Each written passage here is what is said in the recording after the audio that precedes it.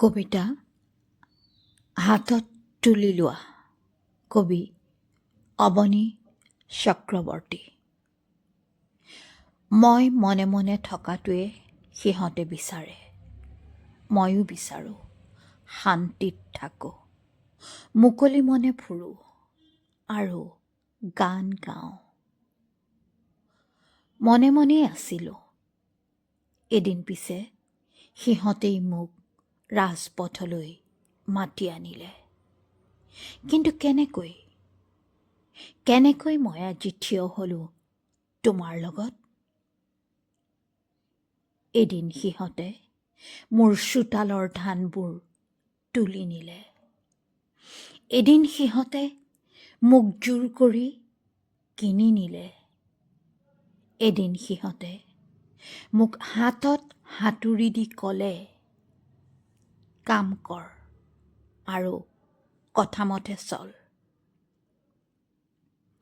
এদিন সিহঁতে মোৰ সকলো কাঢ়ি লৈ ৰাজপথত মেলি দি ক'লে, ভিক্ষা কৰ আৰু ঈশ্বৰক গালি পাৰ।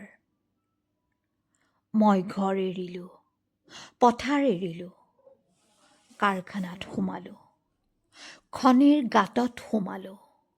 মই কামানৰ আগত সিহঁতৰ বাবে বুকু পাতি দিলোঁ। এনেকৈ চলি আছিল। কিন্তু এনেকৈ চলি নাথাকিল। মোৰ ভনীজনী সিহঁতৰ হাতত ধৰ্ষিতা হ'ল। মোৰ ভাইটো শৌকাৰ কোবত মৰিল। মোৰ গাঁওখন মহাজনৰ চোতালত উচন হ'ল। এদিন সকলো উঠি আহিল, যেতিয়া পথাৰৰ সোণবোৰ হাতীৰে গছকালে। হাবিৰ মাজত বান্ধি লোৱা প্ৰজাবোৰ জ্বলাই দিলে। কাৰখানাবোৰ তলাবন্ধ কৰিলে। আমি সকলোবোৰ নিহত উঠি আহিলোঁ। শ্মশানৰখীয়াই বাৰে বাৰে বাৰণ কৰিলে, আমি নুশুনিলোঁ। কাৰখানাৰ মালিকে ক'লে, আৰু এখন ৰুটি বঢ়াই দিম, আহা কাম কৰা। হাতুৰিবোৰ দাঙি ধৰি ক'লোঁ, আমি নমৰোঁ, কাৰখানা আমাৰ। মহাজনে ক'লে, খেতি কৰা, সাৰ দিয়া, শস্য বঢ়োৱা, এইবাৰ আধিয়াৰ ৰেহাই দিম, খাজানা কমাই দিম। বহুবাৰ এনেদৰে কৈছিল, আমি নুশুনিলোঁ, মাটি আমাৰ। নেতাই ক'লে, এইদৰে এই সময়ত খাবলৈ দাবী নকৰিবা।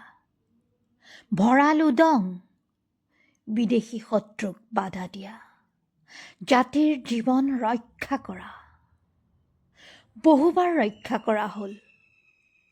এইদৰে আমাৰ ভঁৰাল উদং কৰি সিহঁত পকা আপেলৰ দৰে হ'ল। কাৰণ সিহঁতে এইদৰে কাৰখানাত ট্ৰেক্টৰৰ সলনি বন্দুক তৈয়াৰ কৰিলে, ফ্ৰিজ তৈয়াৰ কৰিলে, আণৱিক অস্ত্ৰ গঢ়িলে। শান্তি প্ৰতিষ্ঠাৰ নামত সিহঁতে জুইত পুৰিছে আমাক। আমি মনে মনেই আছিলোঁ, কিন্তু সিহঁতে জ্বলোৱা জুইয়ে আমাক জ্বলাই মাৰিছে। মোৰ ডাক্তৰ ভাইটোৰ নাড়ীবোৰো সিহঁতে বেয়নেটেৰে উলিয়াই নিছে। কাৰণ সি পইচা নোলোৱাকৈ ৰোগ নিৰাময় কৰি ঘৰে ঘৰে ঔষধ বিলাই ফুৰিছিল। মোৰ ইংৰাজী ডক্টৰেট ভাইটোৱে সিহঁতৰ সংবিধানৰ লেখাবোৰ অনুবাদ কৰি ছাত্ৰক পঢ়াইছিল বাবে ডকাইতি কেছত তাক গুলী কৰি মাৰিলে সিহঁতে। মোৰ গায়িকা ভনীজনী, তাইৰ কণ্ঠত বিদ্ৰোহৰ সুৰ বজাবৰ বাবে গৰ্ভত কমিউনিষ্টৰ সন্তান থকা বুলি ভ্ৰূণসহ নিশ্চিহ্ন কৰিবলৈ তাইক বেয়নেটেৰে খুচি খুচি মাৰিলে সিহঁতে। যি অমৃত বক্ষই আমাক জীৱন দিলে, সেই মাতৃৰ বক্ষ ছিঙি সিহঁতে ধূপ খেলিলে।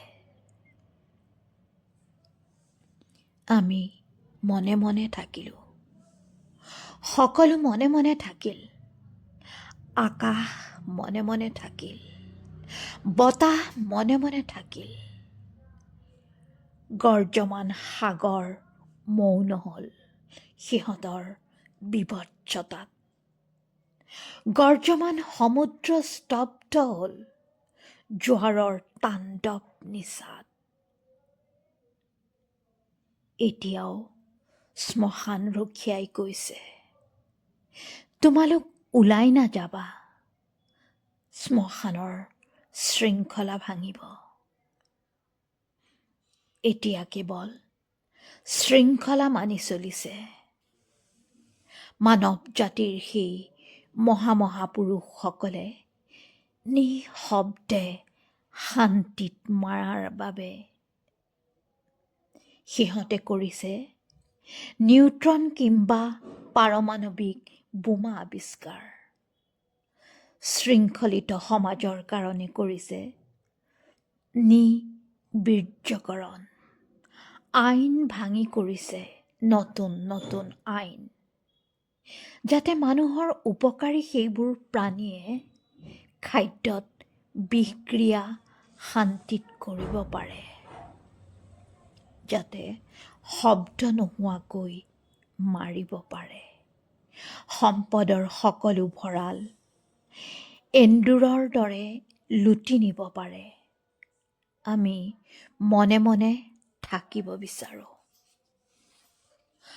আমি শান্তিত থাকিব বিচাৰোঁ, কিন্তু সিহঁতে আমাৰ শান্তিৰ সমদলত জায়ে জায়ে গুলীবৰ্ষণ কৰে, লাঠি চাৰ্জ কৰে, টিয়েৰ গেছ উৰায়। শান্তি প্ৰতিষ্ঠাৰ বাবে, কেৱল সিহঁতৰ শান্তি প্ৰতিষ্ঠাৰ বাবে। বিশ্ৰী শব্দ শুনিলে মই এদিন পঢ়িব পৰা নাছিলোঁ।